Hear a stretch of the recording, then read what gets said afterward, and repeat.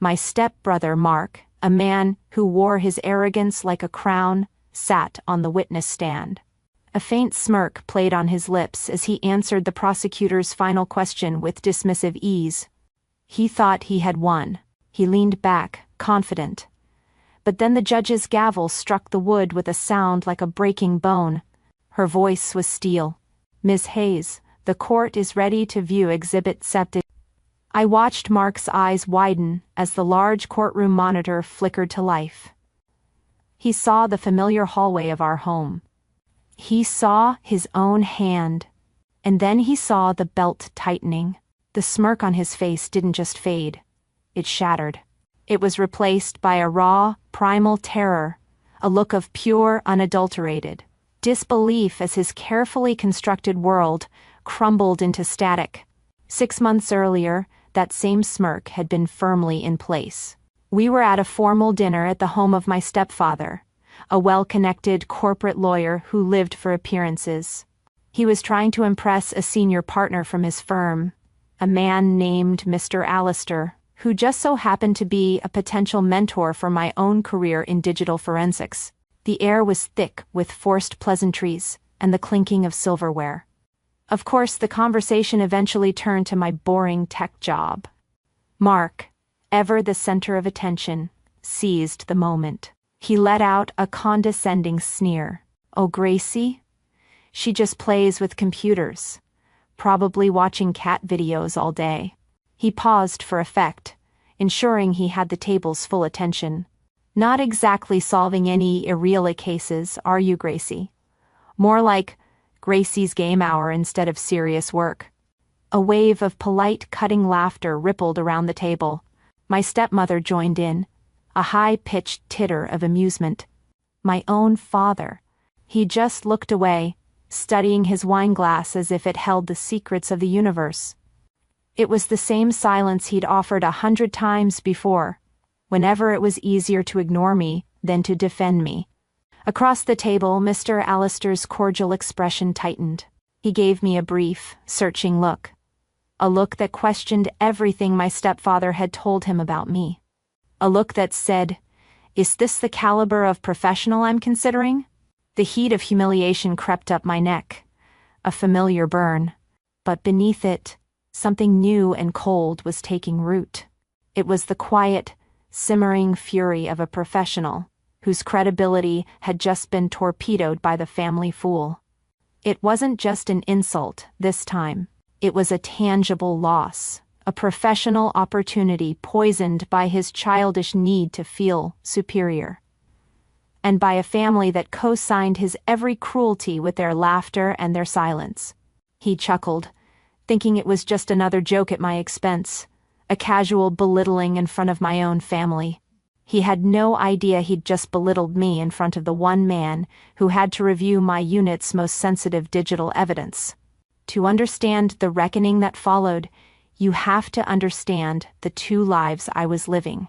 To them, I lived in a world of quiet, gray tones, a simple, boring life they didn't need to understand, and they preferred it that way. I remember one summer Sunday, the air thick with the smell of barbecue smoke and chlorine from the pool.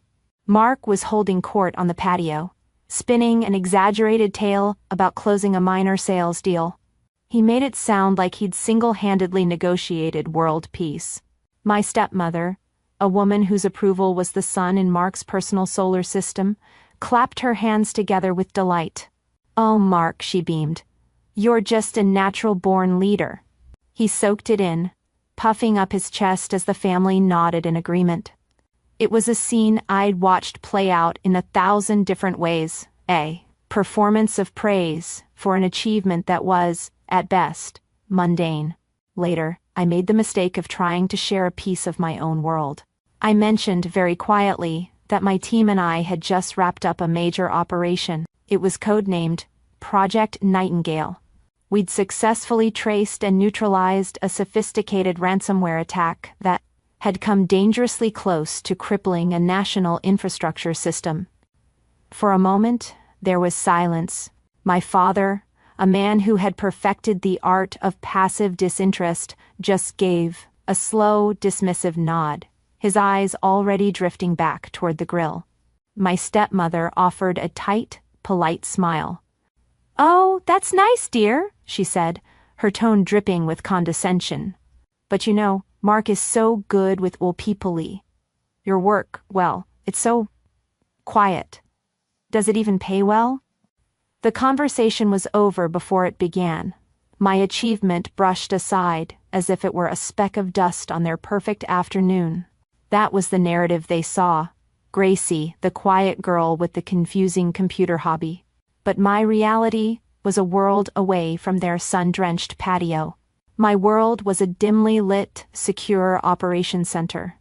A place where the only light came from the glow of 24 monitors, displaying cascading lines of code and complex network topologies.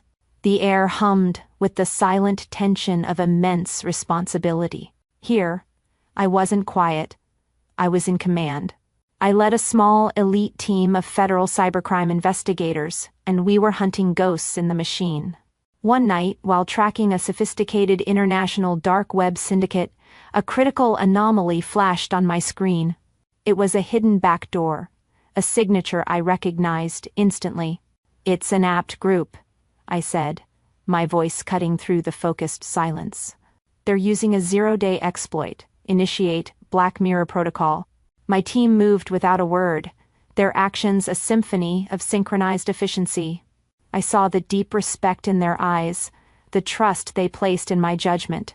I issued a string of commands, my mind processing terabytes of information in seconds. "I need a full forensic imaging of that C2 server. Secure it under Level 5 classification. Agent Miller, begin deep packet inspection and metadata analysis. This is Operation Cerberus, people. No mistakes." We moved to isolate the node, tracing the data exfiltration attempt in real time. In that room, under that pressure, I averted a catastrophic data breach that would have compromised national security. My second-in-command, Agent Miller, a brilliant analyst who missed nothing, gave me a short, sharp nod of approval. And from the back of the room, I caught a rare, approving glance from my commanding officer. General Hale, a grizzled but fair man whose respect was earned in moments just like this. I tried to explain this disconnect to my father once, after another of Mark's coronation ceremonies. I found him in his study, and for a moment, I thought I could make him understand. My father, a man who believed family harmony was built on a foundation of polite fictions, listened with a pained expression. He sighed, rubbing his temples. "You know how your stepmother is, Gracie," he said, his voice laced with a weary resignation I knew all too well. "She just wants the best for Mark. His job is so much more visible. He needs our encouragement more." His words hung in the air, the same tired excuse he always used. Mark's life was loud and shiny and therefore more deserving. Mine was quiet and complex, and therefore irrelevant. It was the family mantra. For years, I had tried to speak their emotional language, hoping they did finally see past their own projections and appreciate my truth. But they only respected one thing: power, influence, and public perception. So I decided I would finally stop playing by their rules. I would finally speak to them in the only language they understood, the cold, unyielding language of irrefutable evidence and formal justice. After the Gracie's game hour incident, I didn't cry. I didn't rage. I retreated to my room and felt a profound, almost unnerving calm settle over me. For years, I had been trying to win an emotional argument with people who refused to hear me. It was a futile effort, like trying to explain color to someone who only sees in shades of gray. That night, I realized I had been using the wrong language all along. The goal was no longer to make them understand or to earn their respect. The goal was simply a definitive, procedural correction. This wasn't about revenge. It was about leveraging a system of rules and consequences to establish an undeniable truth. My professional life was built on logic and evidence, so I decided to bring my work home. The escalating tension with Mark had made me uneasy for months, so I used my skills to ensure my own safety. I installed a discreet, personal security camera in the main hallway, a silent, always-on observer disguised as a network device. It wasn't set up for a specific event.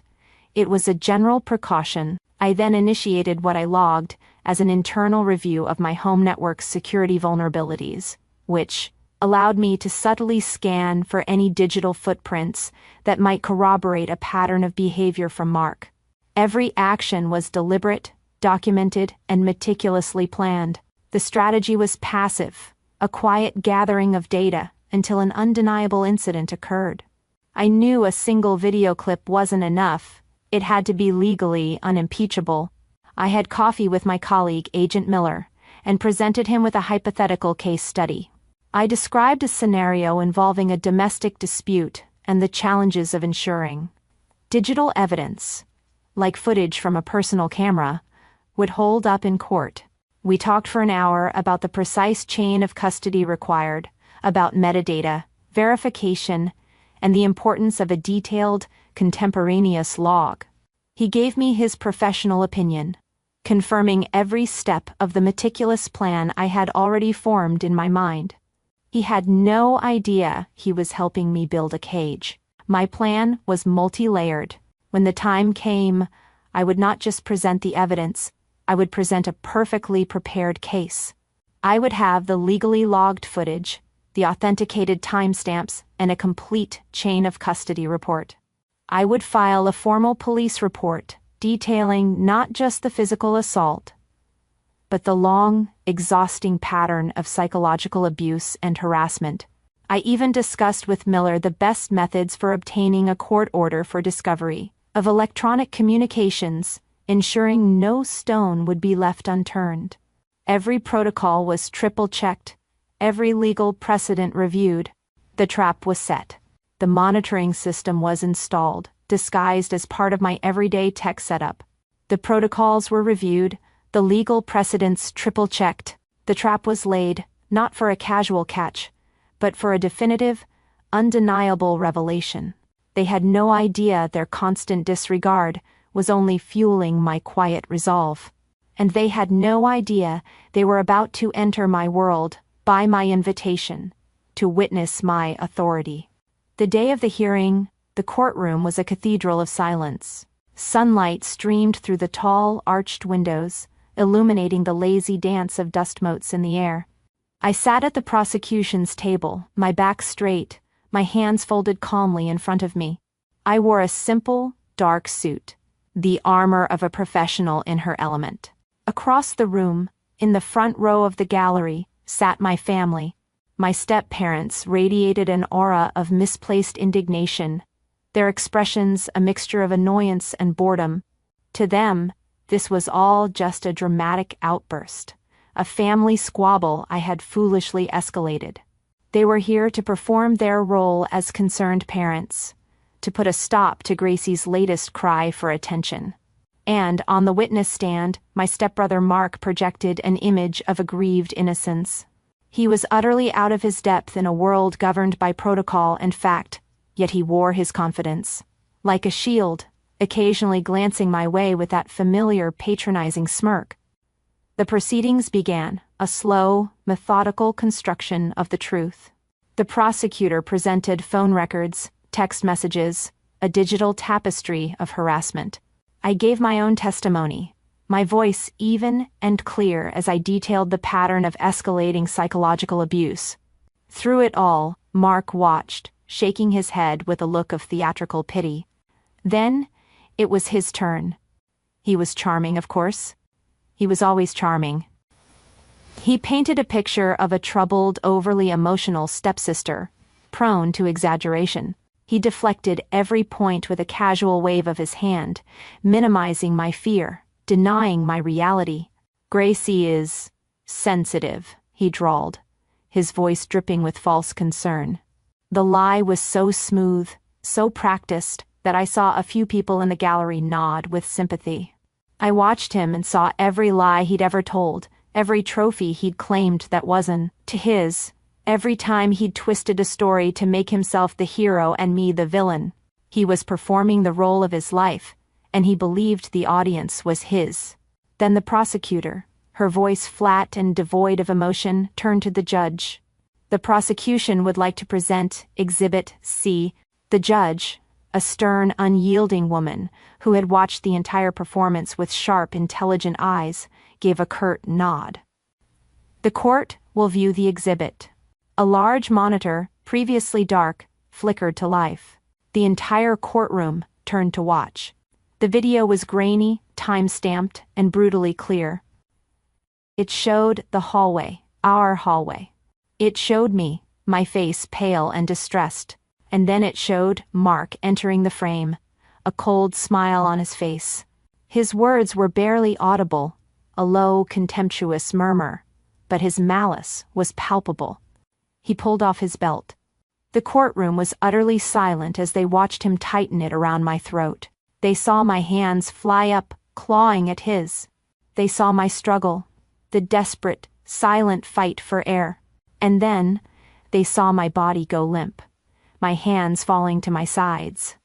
The timestamp in the corner of the screen ticked forward with agonizing slowness. 1 second. 2 seconds. 3. The prosecutor's voice cut through the stillness, low and chilling. For 12 agonizing seconds, Your Honor. The victim's heart stopped. She lost consciousness. The defendant walked away, leaving her for dead. The video paused on the final, damning image. Mark's smug, smirking face as he turned his back and walked away. The raw, irrefutable truth of what he was, of what he had done, hung in the silent air for all to see. A choked, strangled gasp came from the front row. It was my stepmother. I turned my head, just slightly, and watched the moment their world broke. My stepfather, the proud lawyer who built his life on reputation and the rule of law, was visibly shaken, his face a mask of disbelief and dawning horror. The smirk was gone, vaporized. His face had drained of all color, his eyes wide with the desperate, trapped fear of an animal caught in a snare. The public humiliation was absolute and complete. He was no longer the golden child. He was a monster on a screen. The judge's voice, clear and resonant, shattered the silence. Mr. Hayes, you may step down. She didn't wait for him to move. Bailiff, please take him into custody. The court finds the defendant in contempt and considers this clear evidence of attempted murder. The prosecution's request for pre-trial detention is granted. Mark was frozen, speechless, as the bailiff approached. He was forced into a posture of literal subordination, his hands placed behind his back, his body physically restrained by the very system he thought he was above.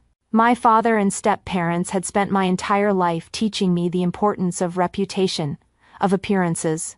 In the end, it only took 12 seconds of raw digital truth for them to finally learn the true weight of evidence and the cold, hard reality of justice. As the bailiff led Mark away, the courtroom's heavy silence broke, replaced by a low buzz of whispers. I remained seated, a small, still island in a sea of motion. I watched my father and step-parents, who were now completely isolated. People they'd known for years, colleagues from my stepfather's firm, averted their gazes. No one approached them. No one offered a word of comfort. They were suddenly toxic, their carefully curated reputation shattered by 12 seconds of digital truth. Without a single glance in my direction, they hastily gathered their belongings and fled the courtroom, their heads bowed not in regret, but in profound, public shame. Their exit left a void that was immediately filled by something else entirely. Support. Agent Miller was the first to approach, placing a firm, steady hand on my shoulder. She didn't say much, but her expression, one of deep, quiet respect, spoke volumes. Across the gallery, I saw General Hale. He caught my eye and gave a small, proud nod, a gesture of acknowledgement. That meant more to me than 1,000 hollow apologies ever could. I was no longer an island. I was surrounded by my true peers, my legal team, the prosecutors, my colleagues from the unit who had come to watch. The way they looked at me had changed. The polite professional courtesy was still there, but now it was layered with a new level of awe, a deep and genuine admiration for my composure, my resilience, and my meticulous, undeniable work. In their eyes, I was no longer just Gracie who plays with computers. I was the digital forensics specialist who had used the cold, hard language of data to secure justice against her own abuser. I was one of them. A year passed, a year in which the echoes of that courtroom finally faded, replaced by the steady rhythm of a life I had built for myself. I was promoted. General Hale himself had signed off on the creation of a new specialized unit within the Federal Cybercrime Division, and he'd asked me to lead it.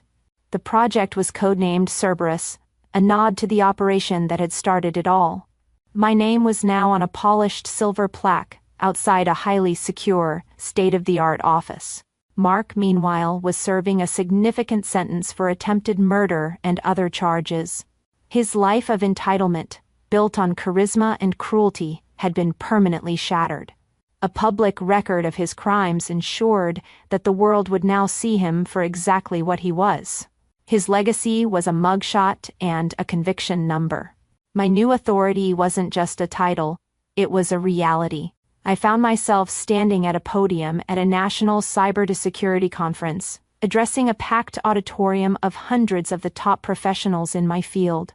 I spoke about advanced digital surveillance and new evidence collection protocols, the very systems my unit was now developing. I commanded the attention of the room, my voice steady, my expertise undeniable. I saw in their faces the same respect I'd seen in my colleagues' eyes that day in the courtroom. It was a respect that was earned, not inherited. It was real. This new environment, this team, this shared purpose, this was my true family. My unit was a collection of the brightest minds I'd ever met, people bound together by intellectual rigor and a fierce dedication to our mission. Our bonds were forged in late nights spent hunting threats through encrypted networks founded on mutual respect, not dysfunctional obligation. When I led our morning briefings, my team responded with an efficiency and trust that was humbling. They saw my quiet strength not as a weakness to be exploited, but as the very foundation of my leadership. Here, I was not invisible. I was seen. One morning, an email arrived. The sender was my stepmother. It was short, the words chosen carefully to convey apology without admitting true fault. She wrote of my father's deep regret and of Mark's ongoing struggles in prison. It was a tentative, humbled message, a fragile white flag from a world I no longer inhabited. I read it once, feeling not anger, not sadness, not even satisfaction, but a calm, quiet detachment. My peace was no longer dependent on their validation. My success was not a rebuttal to their dismissal.